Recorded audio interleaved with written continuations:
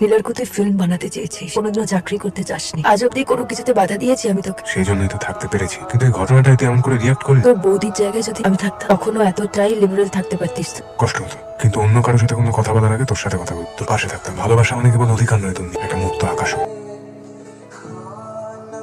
আমি আমার ফোনটা একটা দোকানে সারাতে দিয়েছিলাম, সেখান থেকেই হয়, যদিও কোনো প্রমাণ নেই, কিন্তু চাইলে ওই দোকানের এগেনস্টে আমি একটা জিডি ফাইল করতে পারি। এখন তুই যা বলবি তাই হবে। মোবাইলটা সারাতে দেওয়ার আগে ভিডিওগুলো ডিলিট করার প্রয়োজন বোধ করিসনি? ভিডিওগুলো যে ওখানে আছে সেই বিষয়ে আমার খেয়ালই ছিল না। 3 বছর হয়ে গেছে অনুপম, আমাদের শুধু ব্রেকআপই হয়েছে তা নয়, আমাদের মধ্যে কোনো যোগাযোগ ছিল না।